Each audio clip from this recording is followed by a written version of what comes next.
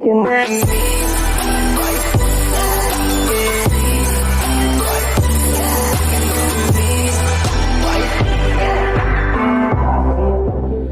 वालेकुम बच्चों, उम्मीद है आप लोग खैरियत से होंगे। बेटा मैं आज आपको करा रहा हूँ introduction of bank reconciliation. Introduction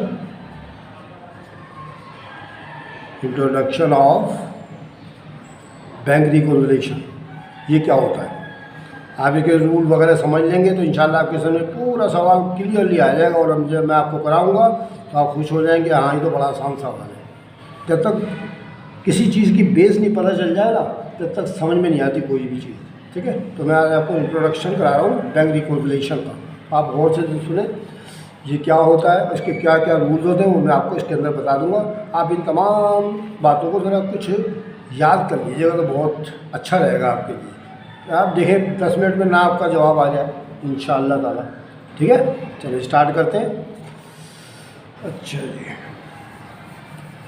बिस्मिल्लाहिर्रहमानिर्रहीम। बेटा बैंक रिकॉन्सिलिएशन स्टेटमेंट कहते किसे, पहले इसको हमें उसकी डिफ़ाइन करना पड़ेगी हमको। देखिए बेटा, जब भी कोई बिज़नेस किया जाता है, कोई शख्स बिज़नेस करता है, ठीक है, तो उसको बैंक में अपना करंट अकाउंट खोलना पड़ता है, करंट अकाउंट ओपन करना पड़ता है। जब करंट अकाउंट ओपन हो जाता है तो उसको मिल जाती है चेक बुक।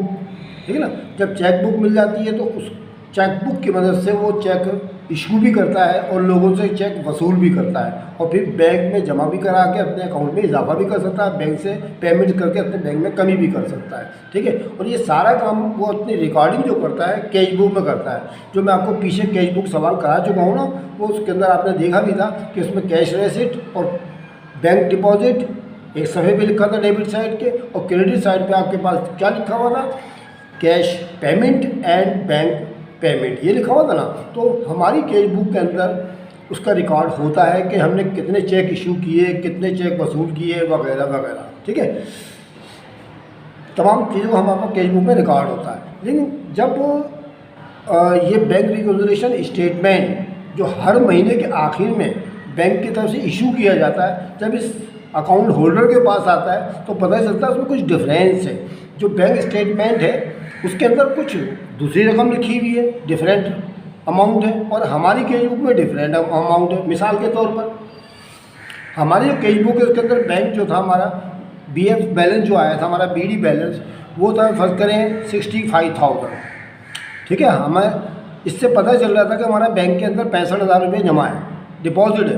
लेकिन जब वो बैंक स्टेटमेंट आया ना, तो उस बैंक स्टेटमेंट में लिखे हुए थे डिफरेंट अमाउंट। मिसाल के तौर पर उसमें लिखे थे 23,000 ओनली, या 40,000, या 56,000, और वो भी ओवरड्राफ्ट में, वो भी ब्रैकेट के साथ लिखे हुए थे ओवरड्राफ्ट में। यानी इसका मतलब ये हुआ, ये जो पहले लाइन है इसका मतलब ये है कि हमारे पास तो 65,000 रुपये लिखे हुए थे कैश बुक में, हमें ये पता चल रहा था कि 65,000 रुपये हमारे बैंक में जमा है। लेकिन जब बैंक स्टेटमेंट आया ना BS, तो उसमें ये पता चला हमारे बैंक में सिर्फ 23,000 रुपये जमा है। तो इसके दरमियान जो डिफरेंस होगा वो किधर गया।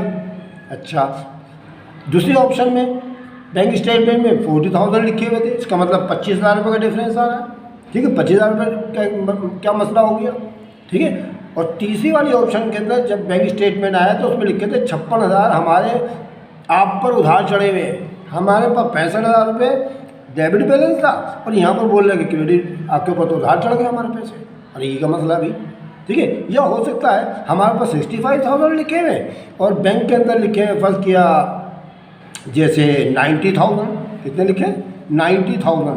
अब हम खुश नहीं होंगे कि हमारे 90,000 बैंक के अंदर जमा है। बेटे दोनों फिगर में डिफरेंस है, तो ये आपको डिफरेंस ठीक करना है। ठीक है, डिफरेंस को ठीक करना है। देखिए, ना बैंक पे गलत लिखे ना कैश बुक पे गलत लिखे, गलतियाँ हुई हैं थोड़ी सी दोनों जानिब से। ठीक है, मिस्टेक हुई है थोड़ी, तो उस मिस्टेक को, उन गलतियों को दुरुस्त करने का तरीका बैंक रिकॉन्सिलाइट कहलाता है। ठीक है, तो बैंक रिकॉन्सिलेट यानी हम करना पड़ेगा। तो इसमें क्या होगा, हमारी गलतियाँ इनको हम सेटिंग करेंगे काय के मुताबिक, एज़ पर रूल के मुताबिक। तो क्या होगा कि दोनों जानिब हमारा बैलेंस कैश बुक में भी और नंबर 2 स्टेटमेंट जो बैंक की तरफ से आया उसके अंदर भी जवाब हमारा बराबर आ जाएगा। ठीक है। अब वो जिन उसूलों के तहत, जिन रूल्स के तहत जो है हमें काम करना है, वो मैं आपके सामने अभी बयान करने वाला हूँ। उसकी थोड़ी बहुत एक्सप्लेनेशन कर दूंगा। तो आप ये जो एक्सप्लेनेशन है बेटा, ये आप याद कर दीजिएगा। मज़े की बात जब होगी, मज़ा जब आता है जब इंसान थोड़ा बहुत याद भी कर ले, ठीक है। याद कर लेगा, जहन नशीन कर लेगा, तो फिर आप देखिएगा कितने तेज़ी के साथ आपको जो है सवाल आपकी समझ में आएंगे, जो मैं आपको करूँगा और जो आप खुद करेंगे, ठीक है। तो स्टार्ट करते हैं। कुछ रूल्स हैं, वो रूल हम आपको बता रहे हैं, ठीक है। अच्छा, उससे पहले मैं एक चीज़ और बता दूं कि इसकी आउटलाइन क्या होती है बैंक रेगुलेशन की, ठीक है। इसकी आउटलाइन भी आपको बता दूं ताकि आपको पता चल जाए कि ये जो रूल हम लगाएंगे ये किस तरीके से लगाने मैंने, ठीक है बेटा। तो ये मैं आपको रूल भी कुछ आउटलाइन ही बता देता हूँ। देखिए बेटा, आपको पेज के ऊपर आप इसको जूम करके देख लीजिएगा, ठीक है। सबसे पहले देखें, यहाँ पर किसी शख्सियत का नाम लिखा होता है, ठीक है। सबसे पहले किसी शख्सियत का नाम, किसी कंपनी का नाम लिखते हैं, जिस तरह मैंने आपको पीछे सवालों में, कई सवालों में करा रखा है, जनरल में, लेजर में, है ना। फिर उसके बाद बैंक रेगुलेशन स्टेटमेंट की हेडिंग डालते हैं। फिर तीसरी लाइन में आपको डालना पड़ेगी डेट, यानी जिस भी पीरियड के आप बना रहे हैं वो डालना पड़ेगी। ये तो आगे की हेडिंग। अब इसका जो आउटलाइन जो होती है ना, उसमें सिर्फ 3 कॉलम बनाने हैं, अब तो कुछ भी नहीं करना है। एक्सप्लेनेशन या पार्टिकुलर लिखना है, कैश बुक लिखनी है और बैंक स्टेटमेंट। पहले कॉलम में अपने कैश बुक जो आपकी अपने पास है, और ये पासबुक या बैंक स्टेटमेंट के अलावा जो बैंक ने दिया है आपको। तो इन दोनों में जो डिफरेंसेस होंगे ना, वो आपने रूल के मुताबिक काम करना है आपको, ठीक है। रूल के मुताबिक काम करना है, जो मैं अब आपको बताने वाला हूँ, ठीक है। पक्की बात। तो यानी जो रूल्स होंगे हमारे कैश बुक के लिहाज से और बैंक स्टेटमेंट के लिहाज से, हम इसमें ऐड और लेस करेंगे, यानी प्लस और माइनस करना है बस हमें। जब हम रूल के मुताबिक को प्लस माइनस कर लेंगे सही तरीके से, तो हमारा बैलेंस जो आएगा ना दोनों को, वो इक्वल आ जाएगा इंशाल्लाह, ठीक है। आप बिल्कुल फिक्र नहीं करें, बहुत आसान सवाल है बच्चों ये।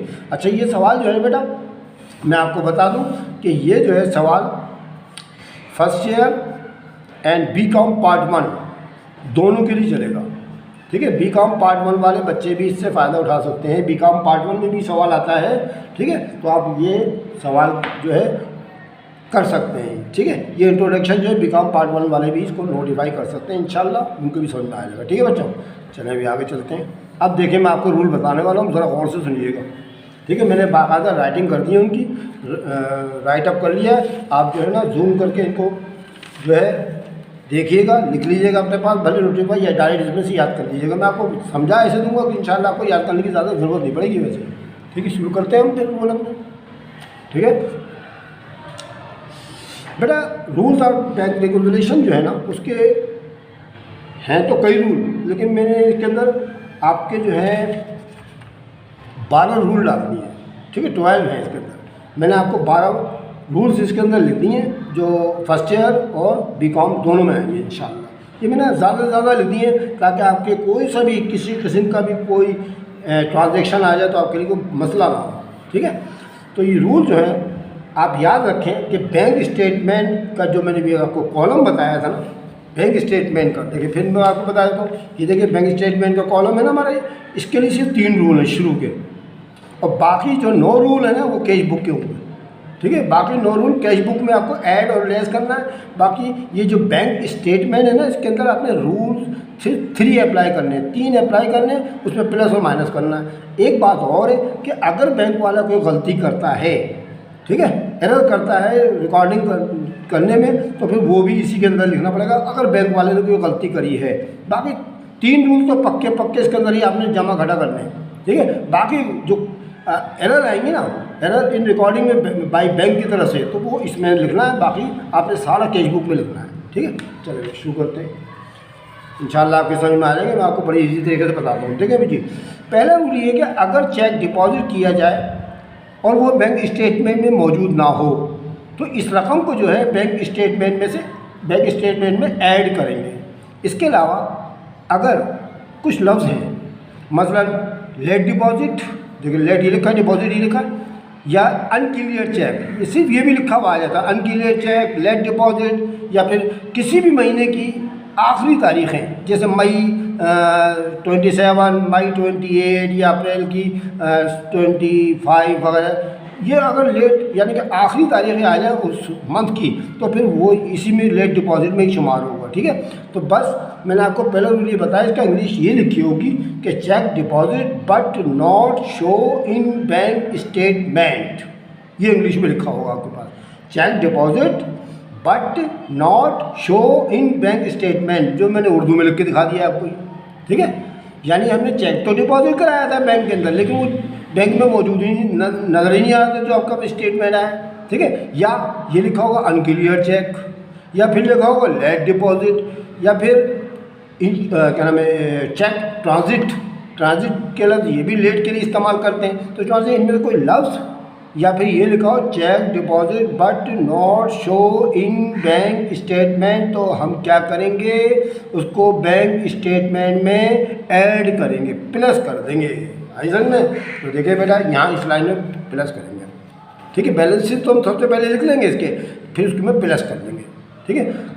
जब भी चेक डिपॉजिट किया जाए और बैंक स्टेटमेंट में शो ना हो, तो आपने करना है बैंक स्टेटमेंट में ऐड यानी प्लस, याद रहेगा ना। अच्छा, नंबर 2 रूल हमारा ये बन रहा है, अगर चेक इशू किया जाए, अब देखिए डिपॉजिट माने वो करना होता है जमा कराना, लेकिन और इशू करना मतलब बैंक से निकलवाना अपने या किसी और के ज़रिए, या ड्रा करना। अगर चेक इशू किया जाए और वो BS में यानी बैंक स्टेटमेंट में मौजूद ना हो, तो इस रकम को BS में से लेस करेंगे, ठीक है। BS में से लेस करेंगे, लेस माने माइनस करेंगे। इसके अलावा कुछ लफ्ज़ भी आएंगे आपके, number 1 unpresented cheque, number 2 outstanding cheque, number 3 ठीक है अनपेड चेक। ये अगर लफ्ज़ आएंगे तो आपने फिर भी यही वाला रूल अप्लाई करना है कि बैंक स्टेटमेंट में से लेस करना है आपने, ठीक है। तो क्या मतलब हुआ, इसकी इंग्लिश क्या आएगी, इसकी इंग्लिश ये आएगी check issued but not present in bank statement. हमने चेक इशू किया लेकिन वो प्रेजेंट यानी मौजूद नहीं था, ठीक है, इन बैंक स्टेटमेंट में मौजूद नहीं था। एक तो वो जुमला लिखा हुआ आ जाएगा। दूसरा ये कि आप आउटस्टैंडिंग चेक लिखा होगा अकेला, अनप्रेजेंटेड चेक लिखा होगा या अनपेड चेक लिखा होगा, तो इनमें से कोई सा भी लफ्ज़ आ जाए तो आपने रूल यही अप्लाई करना है कि बैंक स्टेटमेंट में से लेस करना है। देखिए ये इधर से लेस करना पड़ेगा, दूसरा रूल बैंक का आ गया आपका। तीसरा रूल है, ये भी बैंक का ही है, अगर बैंक वाला गलती से किसी और कंपनी का चेक हमारे अकाउंट में लिख दे, ठीक है, नाम मिलते जुलते होते हैं ना, जैसे यामीन यासीन, ठीक है, जिस तरह मैंने करेक्शन ऑफ एरर में आपको बताया नाम मिलते जुलते होते, किसी और का चेक था हमारे अकाउंट में लिख दिया उसने गलती से, तो उसने एरर करा ना, गलती करी, तो इस रकम को BS में हमेशा ऐड करेंगे, ठीक है। बैंक स्टेटमेंट में आपने ऐड करना है, यहाँ पर 3 रूल होगा आपके देखिए बैंक स्टेटमेंट, ठीक है। तो क्या मतलब इसकी पहचान क्या होगी कि आप बोलेंगे सर ये कि पता कैसे चलेगा किसी और कंपनी के चेक, तो बेटा इसमें 2 कंपनी का नाम होगा, एक तो हमारी कंपनी का या हमारे ट्रेड का नाम होगा और दूसरा किसी और का भी नाम होगा, जैसे मिसाल पर Hamid and son, Hamid and company, नाम मिलते जुलते हैं ना, सन्स। और जिस तरह मैंने करेक्शन ऑफ एरर में कराया आपको, तो वो जो है किसी और का चेक हमारे खाते में लिख दिया उसने, तो गलती हो गई ना, तो वो बैंक स्टेटमेंट में ऐड करेंगे। 3 बातें या 3 रूल आपके बैंक के ख़त्म। अब उसके बाद चौथा नंबर यहाँ से स्टार्ट होगा, सब कैश बुक के रूल शुरू हो गए। नंबर 4, अगर आपको डिसऑनर चेक लिखा हुआ नज़र आ जाए, ठीक है, डिसऑनर चेक लिखा हुआ नज़र आ जाए, तो डिसऑनर का मतलब ये होता है कि हमने बैंक में जो चेक डिपॉजिट कराया था उस शख्स के अकाउंट में इतनी रकम मौजूद नहीं थी, सफिशिएंट फंड नहीं था, तो उन्होंने बैंक वालों ने रिटर्न ही कर दिया उसका हमारा चेक, उसका आदमी का चेक, तो वो कहलाता है डिसऑनर चेक। तो डिसऑनर का चेक का जब भी लग आएगा तो आपने कैश बुक में से लेस करना है, माइनस करना है। ये याद रखिए तमाम बातें, ठीक है, बड़े आराम से क्लियर होंगी, ठीक है।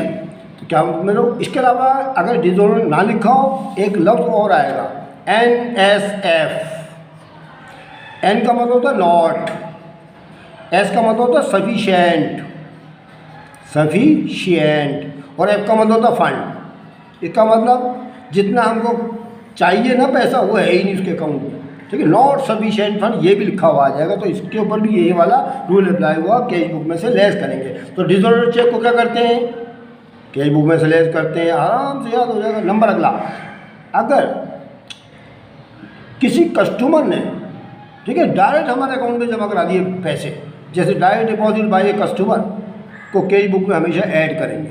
इसके जुमला क्या होगा, direct deposit by a customer ₹4000, ठीक है। डायरेक्ट डिपॉजिट अगर कोई भी कस्टमर हमारे अकाउंट में जमा करा दे तो जाहिर है, ठीक है, बैंक में जमा करा दे, अब हमें तो नहीं पता, तो हम उसकी कैश बुक में ऐड करेंगे, ठीक है, कैश बुक में ऐड करेंगे। डायरेक्ट डिपॉजिट को ऐड करना है काय में, कैश बुक में। डिसऑर्डर चेक को क्या करना है, लेस करना है काय में से, कैश बुक में से। नंबर अगला, बैंक चार्जेस हो, सर्विस चार्जेस हो, ठीक है, या कैश बुक चार्जेस हो वगैरह वगैरह, कोई से भी चार्जेस हो तो उसको कैश बुक में से हमेशा लेस करेंगे, क्योंकि बैंक वाला अपनी सर्विस के चार्जेस काटता है, कट करता है वो, ठीक है। जो भी सर्विस करता है हमारे लिए वो करंट अकाउंट होल्डर के लिए, तो अपने सर्विस के पैसे काटता है। अब हमें तो नहीं पता, तो सारे उसमें लिखे हुए आएंगे बैंक स्टेटमेंट में से, तो हम अपनी कैश बुक में से लेस करेंगे जितने चार्जेस होंगे। ये देखिए चार्जेस का लफ्ज़ आ जाए तो हमें कैश बुक में से लेस करना है। अगला नंबर है बैंक प्रॉफिट। अगर बैंक वाला कोई हमको प्रॉफिट गिवन करे या इंटरेस्ट दे गिवन करे हमको, तो उनको कैश बुक में ऐड करेंगे। यानी बैंक प्रॉफिट को तो करना ऐड और बैंक चार्जेस को करना लेस, काय में से, कैश बुक में से। नंबर अगला, अगर बैंक हमारी कोई पेमेंट करे, यानी बैंक वाला हमारी कोई नोट पेबल की पेमेंट कर दे, या हमारा रेंट पेमेंट कर दे, या फिर हमारा इंश्योरेंस के पैसे अदा कर दे, कोई सी भी किसी किस्म की पेमेंट का लफ्ज़ आ जाए ये, ठीक है, कोई सी भी पेमेंट करे, अगर बैंक हमारी कोई पेमेंट करे तो उसको कैश बुक में से लेस करेंगे, ठीक है।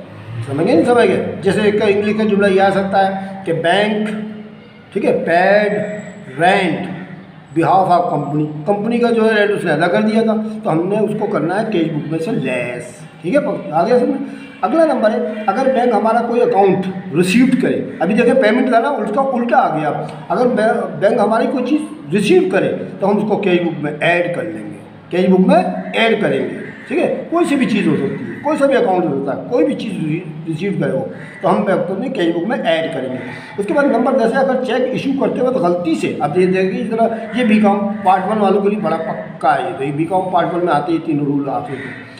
10वां है कि अगर चेक इशू करते वक्त गलती से कम रकम लिख दी जाए तो रकम के जो डिफरेंस होगा ना वो निकालेंगे पहले कैलकुलेटर के ऊपर, ठीक है। और जिसने गलती करी ना, या तो कैश बुक वाला गलती कर रहा होगा, लिखा होगा ट्रांजैक्शन के अंदर लिखा होता है कि एरर किसने किया है, कैश बुक ने किया है या बैंक ने किया है, तो उसमें से देखें। फिर सुने, अगर चेक इशू करते वक्त गलती से कम रकम लिख दी जाए, ठीक है, इशू करते वक्त देखें, गौर करें इस बात पर, इशू लिखा हुआ है इसके अंदर, इशू पे जोर दें, और अगले वाले में देखिए डिपॉजिट लिखा हुआ आएगा अभी आपका। अगर चेक इशू करते वक्त गलती से कुछ कम रकम लिख दी जाए, ठीक है, तो रकम का निकालेंगे पहले डिफरेंस। मिसाल के तौर पर जैसे मैं आपको थोड़ा सा बताऊँ, हमने चेक इशू किया था 50,000 रुपये का, ये लीजिए 50,000 का हमने चेक इशू किया, ठीक है, और बैंक वालों ने 5,000 रुपये लिख दिए। बैंक स्टेटमेंट में आया ना, तो उसमें तो 5,000 रुपये लिखे हुए थे। अरे ये गलती बैंक वालों ने करी है, तो बैंक के कॉलम में से हिसाब किताब करेंगे। अगर कैश बुक वाला करे तो कैश बुक में से करेंगे। ये तो डिपेंड करता है ट्रांजेक्शन्स के ऊपर, कि बैंक वाला गलती करे तो बैंक की लाइन में से निकालना है, यानी क्या मतलब इसमें से, और कैश बुक वाला करे तो इसमें से निकालना है आपको, ठीक है। अच्छा जी, अब दोनों का डिफरेंस निकाल लें फटाफट। 50 में 5 के कितने बचे, 45,000, वो रकम लिखेंगे हम, ठीक है, वो रकम का हिसाब किताब करना है पक्का, ठीक है। पहले दोनों का डिफरेंस निकालेंगे, हुआ कितना डिफरेंस, ठीक है। एक बात याद रखिएगा सब, चलेगा, यही हो गया। क्या लिखा हुआ है, फिर दोबारा रिपीट कर रहा हूँ मैं।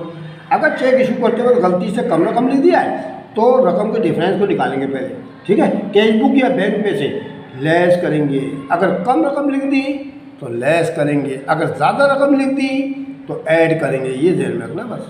अगर ज़्यादा रकम लिख दी जाए तो उसको ऐड करना है, क्या है, ठीक है, और कम रकम लिख दी तो लेस करेंगे। इशू का जिक्र है इसके अंदर, ठीक है।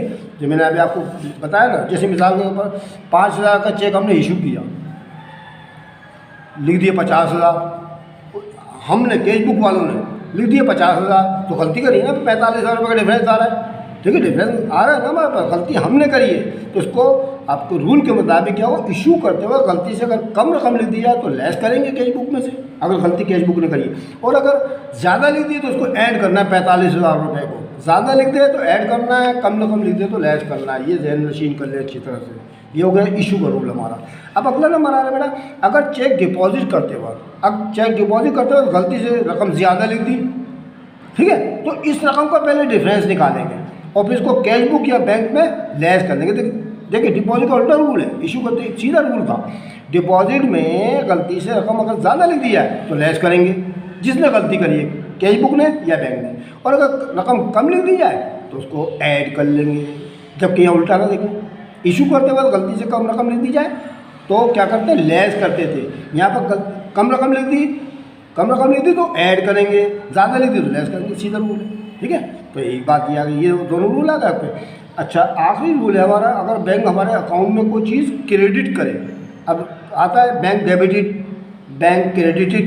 ठीक है, अगर बैंक हमारे अकाउंट में कोई चीज़ क्रेडिट करे तो हम इसको कैश बुक में डेबिट यानी ऐड करेंगे। डेबिट माने प्लस होता है, क्रेडिट माने लेस होगा, यहाँ पर याद रखिएगा।